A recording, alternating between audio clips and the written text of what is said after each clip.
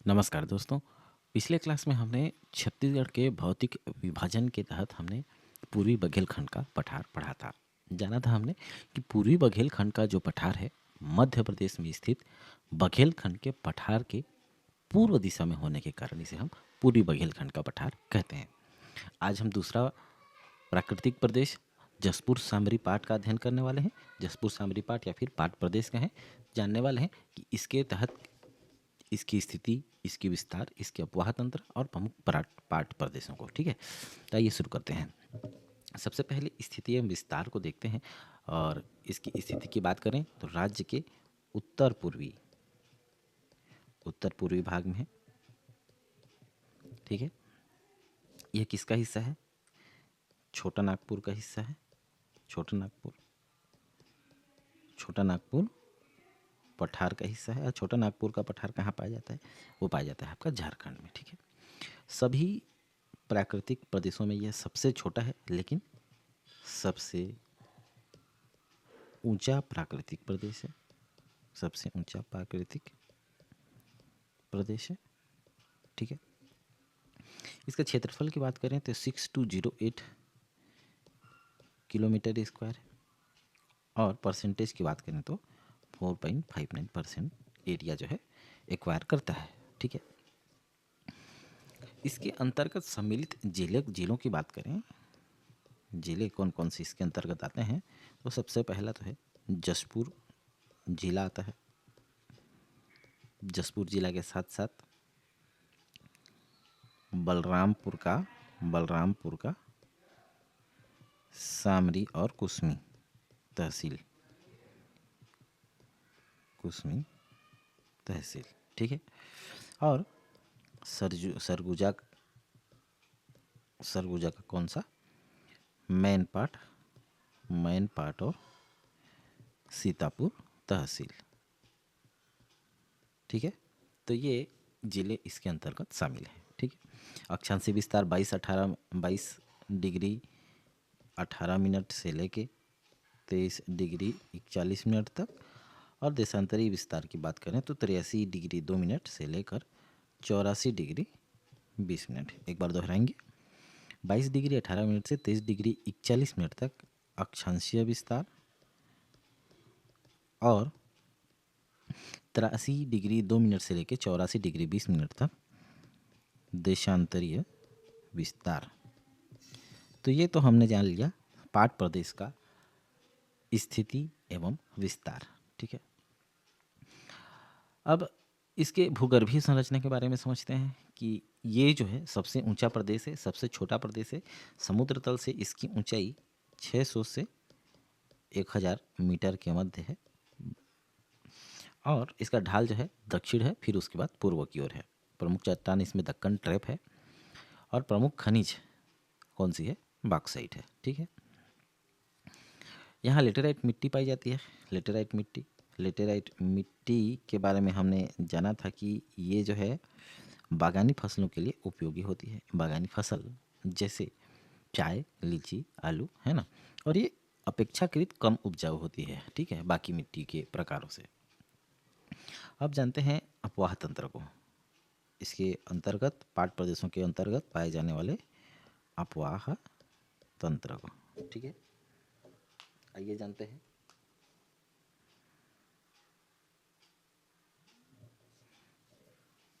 मुख्यतः पाट प्रदेश में 3 अपवाह तंत्र हैं। सबसे पहला है महानदी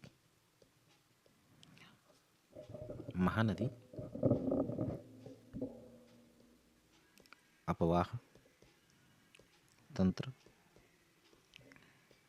दूसरा है सोनगंगा अपवाह तंत्र।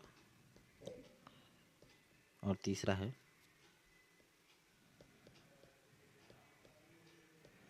ब्रह्मणी अपवाह तंत्र। ठीक है, महानदी की बात करें तो इसके अंतर्गत ईब, मांड ये नदी आती है।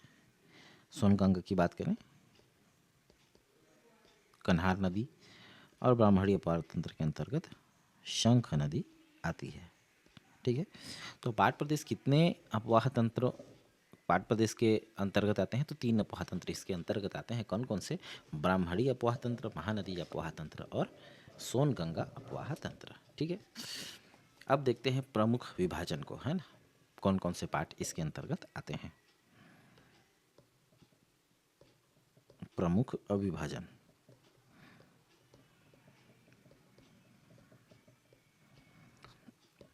सबसे पहले है आपका सामरी पाठ।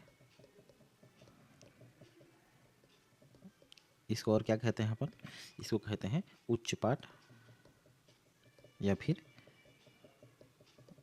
ऊपर पाठ के नाम से भी इसको हम जानते हैं। ठीक है। क्षेत्रफल कितना है इसका?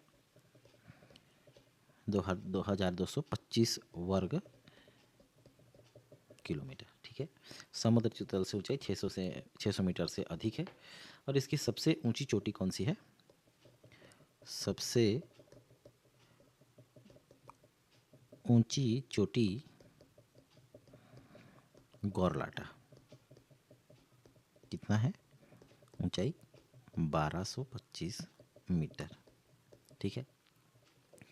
और गौरलाटा की खास बात यह है कि ये छत्तीसगढ़ की भी सबसे ऊंची चोटी है।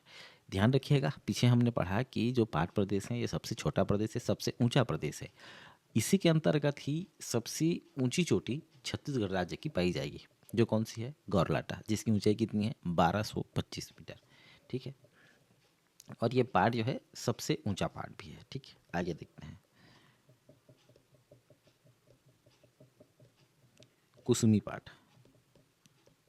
कुसुमी पाट कहाँ पर है? कुसुमी तहसील, नाम से स्पष्ट है। कुसुमी तहसील कहाँ है? बलरामपुर में है। ठीक है। जसपुर जिले के उत्तरी भाग और बलरामपुर जिले के दक्षिणी भाग में है। और इसके अंतर्गत खुड़िया खुरिया है ये ना, खुरिया तो आपका मुंगेली जिला में आता है। खुरिया तथा जसपुर का पठार आते हैं, जसपुर पठार आते हैं। ठीक है। खुरिया तथा जसपुर पठार आते हैं। ठीक। यहाँ पश्चिम से पूर्व की ओर ग्रेनाइट युक्त कठोर चट्टान दीवार के रूप में स्थित है ना। कठोर चट्टान जो है ग्रेनाइट युक्त, वो दीवार के रूप में स्थित है। और खुरिया पठार के महत्वपूर्ण चोटियों की समुद्र तल से ऊंचाई की बात करें तो कुछ प्रमुख चोटियां देख लेते हैं। पहला है बुर्जुडी। इसकी ऊंचाई कितनी है? 1123.5 मीटर। इसी प्रकार से पंडरा पाठ 1123 मीटर। शुलेशा पहाड़ी, इसकी ऊंचाई कितनी है? 1118.6 मीटर। इसी प्रकार भंवर पहाड़, भावर पहाड़ की ऊंचाई कितनी है? 1028 मीटर। और तेंदुपाठ, तेंदुपाठ की ऊंचाई आपकी 1038 मीटर। ठीक है। अगला पाठ है जमीर पाठ। ठीक है। सामरी पाठ के पूर्व दिशा में है, बलरामपुर में है। और इसे क्या कहा जाता है? बॉक्साइट का मैदान, बॉक्साइट का मैदान कहा जाता है। ठीक है। अब है लहसुन पाठ।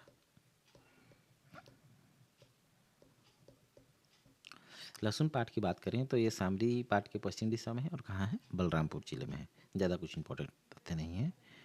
कुसुमी पाठ, अरे पढ़ तो लिए कुसुमी पाठ, कुसुमी तहसील में है, बलरामपुर में है। जारंग पाठ, जारंग पाठ की बात करें तो ये सरगुजा में जिले में है। और बॉक्साइट का सबसे बड़ा भंडार यही है। बॉक्साइट का सबसे बड़ा भंडार जारंग पाट में है। लेकिन बॉक्साइट का मैदान किसको कहते हैं? जमीर पाट को कहते हैं। Biggest deposit of bauxite mineral. ठीक है। आगे देखते हैं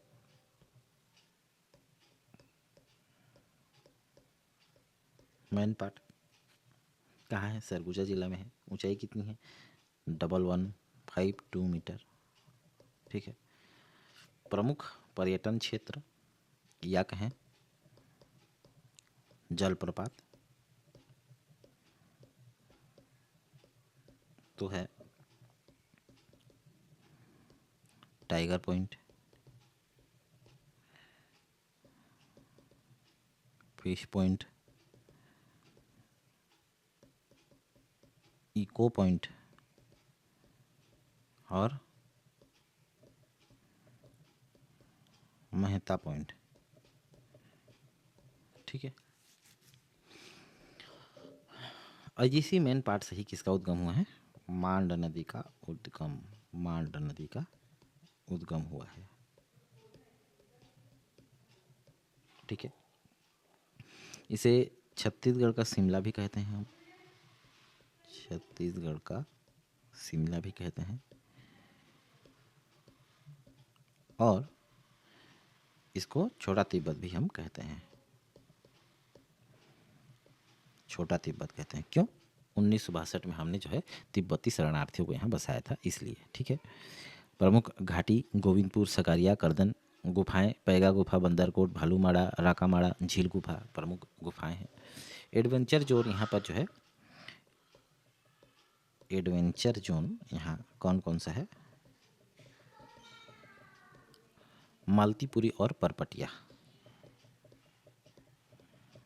मालतीपुरी और परपटिया, ये यहाँ के एडवेंचर जोन है। ठीक है। तिब्बती संस्कृति का प्रमुख केंद्र है, क्योंकि 1962 में तिब्बती शरणार्थियों को यहाँ बसाया गया था। यहाँ एक औषधि पाई जाती है, औषधि की खेती होती है। कौन सी? सफ़ेद मूसली की, जो कि ताकतवर्धक है। यहाँ एकमात्र भूकंपित जलजली क्षेत्र है, जहाँ पर स्पंज नुमा जो है आप वहाँ पर उछल सकते हैं, ज़मीन धंसती नहीं है। एक इंटरेस्टिंग जगह है उल्टा पानी, जहाँ पर पानी जो है गुरुत्वाकर्षण के विरुद्ध ऊपर की ओर बहता है और चीज़ें ऊपर की ओर जाती हुई महसूस होती हैं। मेन पार्ट क्षेत्र में ही बॉक्साइट पाया जाता है, पार्ट प्रदेश ही बॉक्साइट के लिए फेमस है ना।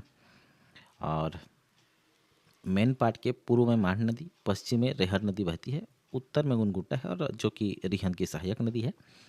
इसके दक्षिण में उदयपुर हिल स्थित है, और यहाँ पर जो है उदयपुर हिल में क्या है? सेब का बागान लगाया गया है ना, क्योंकि पाट प्रदेश सेब की खेती के लिए उपयुक्त होते हैं, क्योंकि ये सीढ़ी नुमा आकृति लिए हुए हैं और सपाट चोटी रखते हैं। चोटी इनकी नहीं होती, सपाट ऊपर में सपाट होते हैं, और सीढ़ी नुमा इनकी संरचना होने के कारण पानी जो है रुकते नहीं, जो कि बागानी फसलों के लिए अति महत्वपूर्ण होता है कि पानी नहीं रुकने चाहिए। जैसे आपके चाय हो गए, लीची हो गया, सेब हो गया, ये सभी। ठीक है। आगे देखते हैं पंडरा पाठ।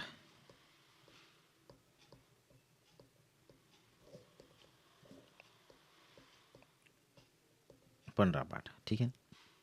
इसका विस्तार कहाँ है? आपके बगीचा तहसील जसपुर में। और बगीचा तहसील की जहाँ बात आती है तो बखोना चोटी को हम नहीं भूल सकते। ठीक है। बखोना चोटी, बखोना चोटी क्यों इम्पोर्टेंट है? क्योंकि यहाँ से कन्हार नदी का उद्गम हुआ है, कन्हार नदी का उद्गम हुआ है। ठीक है। कन्हार नदी का उद्गम हुआ है, और ये किसका हिस्सा है? सोन गंगा अपवाह तंत्र का हिस्सा है। ठीक है। एक और जगह है खुर्जा पहाड़ी,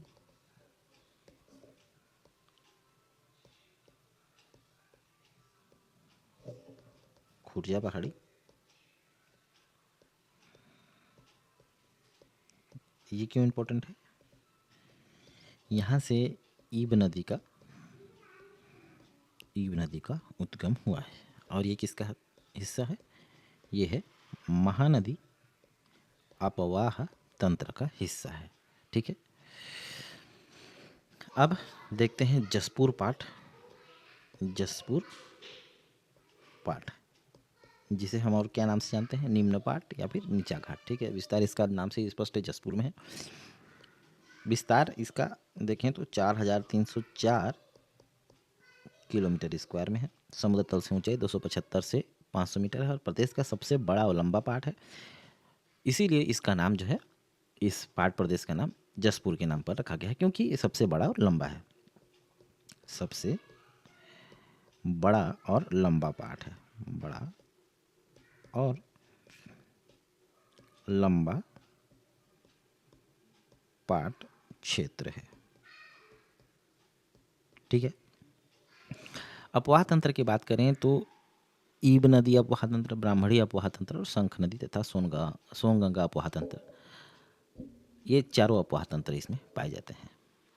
तीन अपवाह तंत्र, सॉरी, महानदी, ब्राह्मणी और सोनगंगा। ठीक है, पीछे हमने देखा कि इनमें कौन कौन सी नदियाँ सम्मिलित हैं। अन्य नाम इसकी देखें तो ईब मैनी घाटी भी इसे कहा जाता है। ईब मैनी घाटी भी इसको कहा जाता है। ठीक है। काकिया क्षेत्र की बात करते हैं तो मैनपुर नदी जसपुर की पश्चिमी सीमा पर एक छोटी घाटी का निर्माण करती है। ठीक है। काकिया क्षेत्र क्या है, देखते हैं। ये काकिया क्षेत्र, मैनी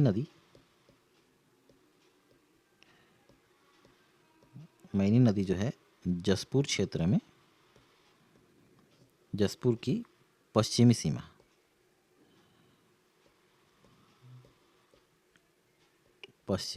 पर एक छोटी घाटी का निर्माण करती है।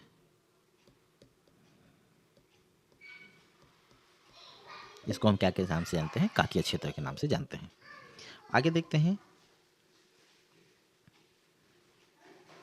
पहाड़ी कौन कौन सी है। तो इसके अंतर्गत जो है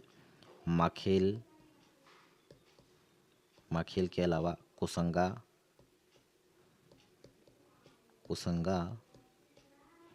की पहाड़ियाँ उत्तर से दक्षिण की ओर जो है श्रृंखलाबद्ध है, और पत्थलगांव और करील डोंगर की श्रेणियाँ जो है दक्षिण पूर्व की ओर श्रृंखलाबद्ध है। ये नॉर्थ टू साउथ, और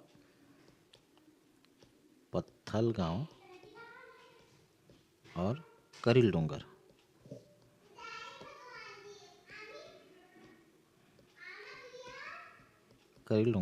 ये किसकी ओर श्रृंखलाबद्ध है, दक्षिण से पूर्व की ओर, साउथ टू ईस्ट। ठीक है। प्रमुख चट्टान की बात करें तो यहाँ पर ग्रेनाइट की चट्टान पाई जाती है। ठीक है, आगे बढ़ते हैं। जसपुर सामरी पाठ की बात करें तो ये 4304 किलोमीटर में फैला है, सबसे बड़ा और लंबा पाठ क्षेत्र है, ईब मैनी घाटी के नाम से जाना जाता है, और इसके अंतर्गत एक विशिष्ट क्षेत्र है काकिया क्षेत्र, जो कि मैनी नदी जसपुर की पश्चिम सीमा पर एक छोटी घाटी बनाती है, उसको हम कहते हैं। माखेल और कोसंगा नॉर्थ से साउथ की ओर श्रृंखलाबद्ध है, पत्थलगांव और करील डोंगर पहाड़ी दक्षिण से पूर्व की ओर श्रृंखलाबद्ध है, और यहाँ प्रमुख रूप से ग्रेनाइट की चट्टान जो है पाई जाती है। तो ये तो हो गया आपका जसपुर सामरी पाठ। ठीक है। तो ये दूसरा विभाजन हमने पढ़ा, दूसरा प्रदेश, प्राकृतिक प्रदेश हमने देखा, भौतिक विभाजन, जसपुर सामरी पाठ। ठीक है। नेक्स्ट चैप्टर में, नेक्स्ट क्लास में हम जो है छत्तीसगढ़ का मैदान या फिर महानदी का मैदान को देखने वाले हैं। तब तक के लिए बने रहिए हमारे साथ। अभी तक आपने लाइक शेयर सब्सक्राइब नहीं किया है तो बिल्कुल लाइक शेयर और सब्सक्राइब करें। ये क्लास का PDF आपको मैं टेलीग्राम चैनल पर प्रोवाइड करा दूंगा, जिसका लिंक कमेंट बॉक्स पे पिन किया हुआ मिलेगा। ठीक है। ठीक है, फिर मिलते हैं नेक्स्ट क्लास में। धन्यवाद।